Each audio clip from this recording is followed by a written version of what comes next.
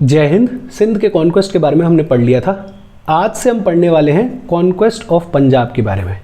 Basically कहानी क्या चल रही है कि ब्रिटिशर्स ने बंगाल को कॉन्कर कर लिया है, मैसूर को कॉन्कर कर लिया है, मराठास को कॉन्कर कर लिया है, फिर सिंध को भी कैप्चर कर लिया गया है। मतलब एक तरीके से ब्रिटिशर्स ने पूरे इंडिया पे अपना कंट्रोल इस्टेब्लिश कर लिया है।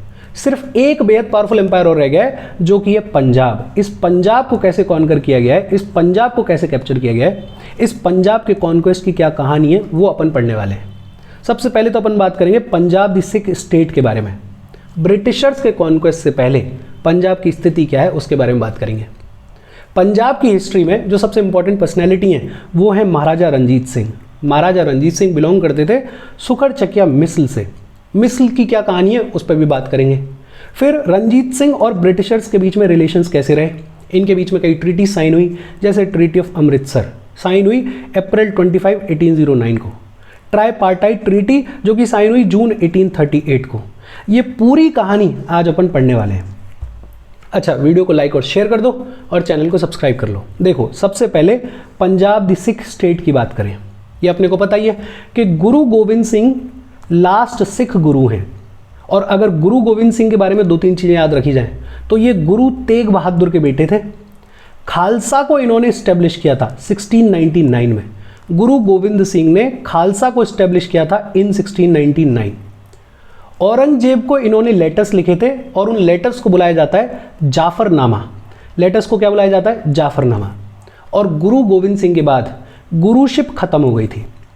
जब गुरु गोविंद सिंह पास्ड अवे तो सिख लोगों की जो लीडरशिप है इट पास्ड टू बंदा बहादुर।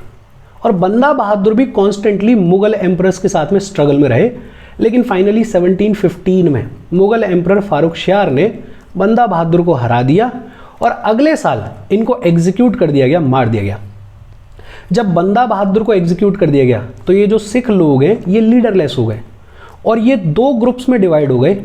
एक ग्रुप को बुलाया गया बंदाई।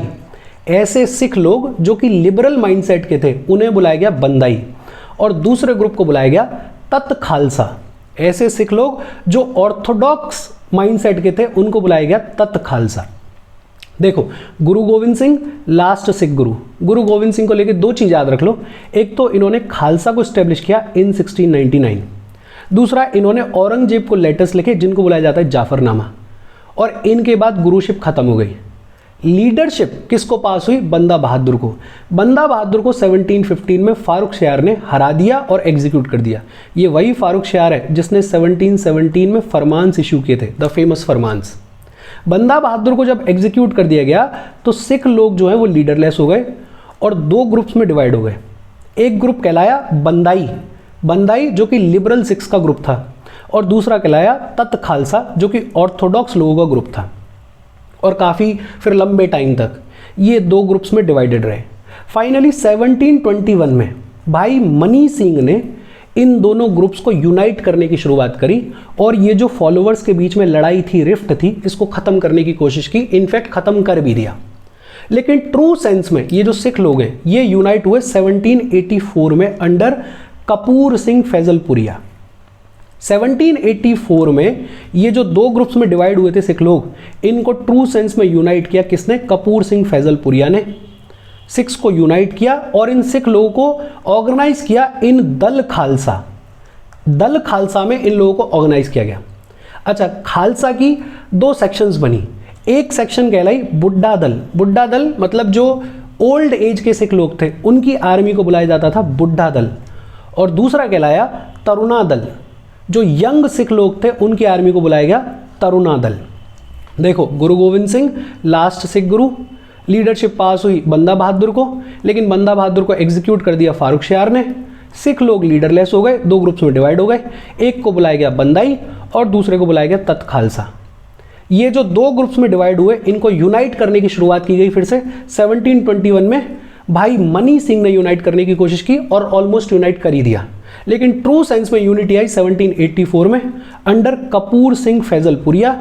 और कपूर सिंह फैजलपुरिया ने सिख लोगों को ऑर्गेनाइज किया इन दल खालसा। और जो खालसा है उसको दो सेक्शंस में डिवाइड कर दिया। एक को बुलाया गया बुड्ढा दल, आर्मी ऑफ वेटरन्स, और दूसरे को बुलाया गया तरुण दल, आर्मी ऑफ यंग। अच्छा, जब गुरु गोविंद सिंह से लेके कपूर सिंह फैजलपुरिया तक की कहानी चल रही है। तो बाकी के देश में क्या हो रहा है? बड़ा सिंपल, एक तरफ तो मुगल लोग जो हैं वो बेहद कमज़ोर होते जा रहे हैं और दूसरी तरफ अब्दाली जैसे लोगों ने इंडिया को इन्वेड करने की शुरुआत कर दी है। एक तो मुगल्स कमज़ोर हो रहे हैं तो मौका मिल गया सिख लोगों को, खालसा के लोगों को अपनी पावर को कंसोलिडेट करने का, और दूसरा अब्दाली अगर इंडिया को इन्वेड करेगा तो रास्ते में पंजाब पड़ेगा। बिकॉज अपन देख रहे हैं ना, ये रहा सिख एम्पायर, और ये जो सिख एम्पायर है अगर अब्दाली को इन्वेड करना है या किसी फॉरेनर को इन्वेड करना है इंडिया को, तो आएगा कहाँ से? पंजाब से आएगा।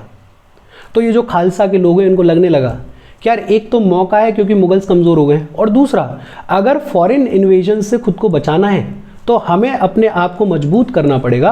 और इसी बैकड्रॉप में दल खालसा के लोगों ने, सिख लोगों ने अपने पावर को कंसोलिडेट करना शुरू किया, खुद को मजबूत करने की शुरुआत की।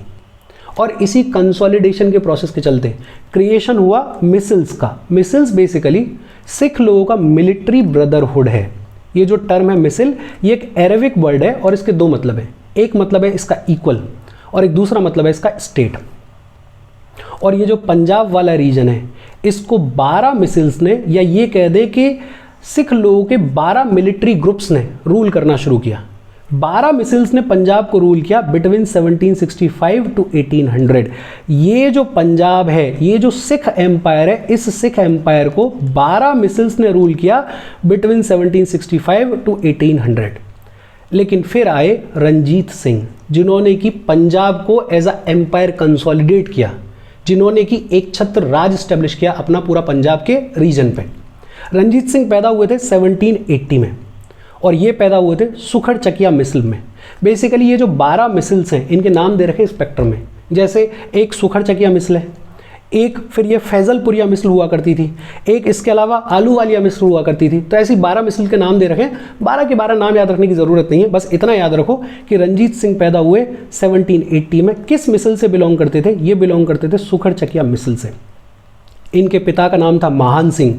महान सिंह सुखड़ चकिया मिसल के लीडर थे।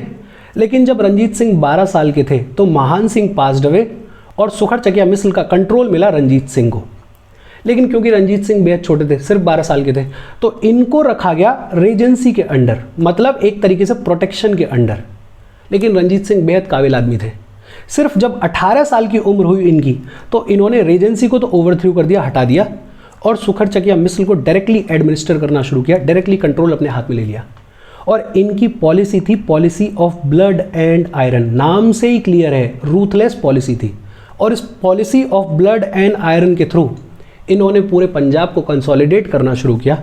इन्होंने पूरे पंजाब पे अपना कंट्रोल इस्टेब्लिश करने की शुरुआत करी। फिर 1799 में, ये वो साल है जब टीपू सुल्तान को मार दिया गया था, 1799 में रंजीत सिंह को अपॉइंट किया गया लाहौर का गवर्नर, और इनको लाहौर का गवर्नर अपॉइंट किया था अफगान रूलर जमान शाह ने। 1805 में इन्होंने जम्मू को और अमृतसर को कैप्चर कर लिया और यहां से शुरुआत हो गई पंजाब के कंसोलिडेशन की। और रंजीत सिंह ने 2 कैपिटल्स एस्टेब्लिश करी। लाहौर को इन्होंने बुलाया पॉलिटिकल कैपिटल और अमृतसर को इन्होंने बुलाया रिलीजियस कैपिटल।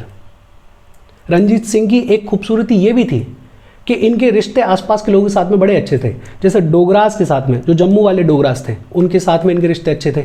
नेपालीज के साथ में इनके रिश्ते अच्छे थे। इनफैक्ट नेपालीज को इन्होंने अपनी आर्मी में भी भर्ती किया। रंजीत सिंह की कहानी क्या है कि रंजीत सिंह से पहले तक 12 मिसल्स जो हैं वो पंजाब के रीजन को रूल करती थी। रंजीत सिंह पैदा हुए 1780 में। कौन सी मिसल थी इनकी? सुखड़ चकिया मिसल। फादर का नाम था महान सिंह। 12 साल की उम्र जब इनकी थी तब इनके फादर एक्सपायर हो गए। तब तक के लिए, जब 12 साल की उम्र में थे तब इनको रखा गया रेजेंसी के अंडर, लेकिन 18 की उम्र में इन्होंने रेजेंसी को ओवरथ्रू कर दिया और डायरेक्टली मिसल का कंट्रोल अपने हाथ में ले लिया। इनकी पॉलिसी को बुलाते हैं policy of blood and iron. 1799 में इनको लाहौर का गवर्नर अपॉइंट किया गया और 1805 में इन्होंने जम्मू और अमृतसर को अक्वायर कर लिया और फिर 2 कैपिटल्स एस्टेब्लिश करी। लाहौर को इन्होंने बुलाया पॉलिटिकल कैपिटल और अमृतसर को इन्होंने बुलाया रिलीजियस कैपिटल। रंजीत सिंह और इंग्लिश, या फिर ये कहें कि रंजीत सिंह और ब्रिटिशर्स के बीच में कैसे रिलेशंस रहे, और ये अपन ने पढ़ा हुआ है थोड़ा बहुत जब अपन ने सिंध के कॉन्क्वेस्ट के बारे में बात की थी कि एक टाइम ऐसा आया था जब फ्रांस के नेपोलियन और रशिया के अलेक्जेंडर वन ने एक अलायंस बनाई थी और इस अलायंस का मोटिव ये था कि लैंड के रूट के थ्रू इंडिया को इन्वेड करेंगे। और इस बैकड्रॉप में लॉर्ड मिंटो ने 4 डेलीगेशंस भेजे थे 1807 में, और एक डेलीगेशन इन 4 डेलीगेशंस में से भेजा गया था लाहौर अंडर चार्ल्स मैटकैल्फे, और लाहौर जो डेलीगेशन भेजा गया था वो भेजा गया था रंजीत सिंह के पास में। और इस डेलीगेशन का उद्देश्य था कि ट्रीटी साइन करो। रंजीत सिंह जो है वो तैयार थे ट्रीटी साइन करने के लिए चार्ल्स मैटकैल्फे के साथ में, treaty of offensive and defensive alliance, कि हाँ साहब हम तुम्हारा प्रोटेक्शन करेंगे, तुम हमारा प्रोटेक्शन करना। लेकिन रंजीत सिंह की एक कंडीशन थी, कंडीशन ये थी कि कल को अगर सिख और अफगान लोगों का कोई भी कॉन्फ्लिक्ट होगा तो इंग्लिश लोग उसमें न्यूट्रल रहेंगे। और दूसरा इन्होंने बोला कि पंजाब के पूरे एरिया पे रंजीत सिंह के सोवरेन राइट को, सोवरेन अधिकार को माना जाए, ईस्ट इंडिया कंपनी ब्रिटिशर्स माने। लेकिन ये बड़ी चीज मांग ली उन्होंने कि सोवरेन राइट्स चाहिए, और इसके चलते ये जो नेगोशिएशंस हैं ये फेल हो गए। लेकिन फिर कुछ टाइम के बाद नेपोलियन जो है उसका डेंजर खत्म हो गया। नेपोलियन बैटल ऑफ वाटरलू 1815 में हार गया, और कंपनी जो है वो बेहद पावरफुल हो गई। तो फिर कंपनी ने दोबारा से रंजीत सिंह को परस्यू करना शुरू किया, और जब दोबारा से परस्यू करना शुरू किया तो नई ट्रीटी साइन हुई, treaty of Amritsar on April 25, 1809। और इस ट्रीटी के थ्रू एक तो रंजीत सिंह का जो एक्सपेंशन का सपना था उसको थोड़ा कर्व कर दिया गया। रंजीत सिंह ने ट्रीटी ऑफ अमृतसर में एक्सेप्ट कर लिया कि सतलज जो है वो बाउंड्री लाइन है बिटवीन पंजाब जो कि उनके अंडर में है और ब्रिटिश कंपनी का जो एरिया है उसके बीच में। मतलब अब सतलज के बियॉन्ड इधर साइड में आके रंजीत सिंह किसी भी चीज को कंट्रोल नहीं करेंगे, कैप्चर नहीं करेंगे, अटैक नहीं करेंगे। ये कह दिया ट्रीटी ऑफ अमृतसर में, रंजीत सिंह ने अग्री कर लिया। कब साइन हुई है? 1809 में। अब जब इधर आ नहीं सकते रंजीत सिंह, तो रंजीत सिंह ने अपना फोकस शिफ्ट किया टुवर्ड्स वेस्ट। जैसे 1818 में इन्होंने मुल्तान को कैप्चर किया, 1819 में इन्होंने कश्मीर को कैप्चर किया, 1834 में इन्होंने पेशावर को कैप्चर किया। बेसिक बातचीत ये सारा अपन ने पढ़ा हुआ है। लेकिन जब लॉर्ड मिंटो ने चार्ल्स मैटकैल्फे को भेजा था लाहौर 1807 में ट्रीटी साइन करने के लिए, ट्रीटी साइन हो जाती, लेकिन रंजीत सिंह मांग रहे थे कि सिख अफगान कॉन्फ्लिक्ट में एक तो इंग्लिश लोग न्यूट्रल रहे, और दूसरा बड़ी इंपॉर्टेंट चीज मांग रहे थे कि पंजाब के ऊपर कंपनी उनका सोवरेन राइट, उनका सोवरेन अधिकार, एक छत्र राज एक्सेप्ट करे। और इस बात पे नेगोशिएशन जो है वो फेल हो गए, नेगोशिएशंस हो नहीं पाए। लेकिन जब सिनेरियो बदला, नेपोलियन खत्म हो गया, कंपनी की पावर बढ़ गई, तो फिर कंपनी ने रंजीत सिंह को दोबारा परस्यू किया, और दोबारा में ट्रीटी साइन हुई, treaty of Amritsar on April 25, 1809। और इस ट्रीटी के थ्रू रंजीत सिंह ने ये मान लिया कि भाई साहब सतलज जो है वो बाउंड्री लाइन है, कि मैं सतलज के बियॉन्ड जाके कोई भी एरिया कैप्चर नहीं करूंगा। कंपनी और मेरे राज के बीच में सतलज जो है वो बॉर्डर है। अब इधर तो आ नहीं सकते रंजीत सिंह, तो रंजीत सिंह ने वेस्ट में फोकस करना शुरू किया, और इसी फोकस के चलते मुल्तान कैप्चर किया गया, कश्मीर कैप्चर किया गया, और फिर फाइनली पेशावर कैप्चर किया गया। फिर इसके बाद अपन ने पढ़ा था एक ट्राईपार्टाइट ट्रीटी साइन हुई थी 1838 में। किस किस के बीच में? इंग्लिश, शाह सूजा और रंजीत सिंह के बीच में। In fact Ranjit Singh was compelled because of political compulsions. पूरे इस एरिया में पॉलिटिकल सिनेरियो कुछ ऐसा बना हुआ था कि रंजीत सिंह को ये ट्राईपार्टाइट ट्रीटी साइन करनी पड़ी। बट ये ट्रीटी साइन होने के बावजूद रंजीत सिंह ने मना कर दिया कंपनी को कि देखो मैं पंजाब में से तुम्हें फ्री पैसेज नहीं दूंगा, रास्ता नहीं दूंगा टू अटैक दोस्त मोहम्मद जो कि अफगान का आमिर था, कि भाई साहब ठीक है हम ट्रीटी साइन कर रहे हैं, सब कुछ है, लेकिन पंजाब में से होकर तुम अफगान लोगों को अटैक करने के लिए जाना चाहो तो वो मैं अलाउ नहीं करूंगा। लेकिन 1809 से लेके 1839 तक जितनी भी अपन ने ट्रीटीज पढ़ी, ये पढ़ी ट्रीटी ऑफ अमृतसर, फिर ये पढ़ी ट्राईपार्टाइट ट्रीटी, इस सब में अपने को देखने को मिल रहा है कि रंजीत सिंह की जो पोजीशन है वो थोड़ी थोड़ी कमजोर होती जा रही है, बिकॉज ये लास्ट टाइम है रंजीत सिंह का। रंजीत सिंह जो है वो 1839 में पास अवे हो जाएंगे, खत्म हो जाएंगे, और जैसे ही रंजीत सिंह खत्म होंगे ये जो पावरफुल पंजाब है इसके डिक्लाइन की शुरुआत हो जाएगी। कैसे डिक्लाइन होगा उसकी कहानी अपन अगले सेशंस में पढ़ेंगे। यहाँ तक कोई डाउट हो तो please comment. Thank you very much.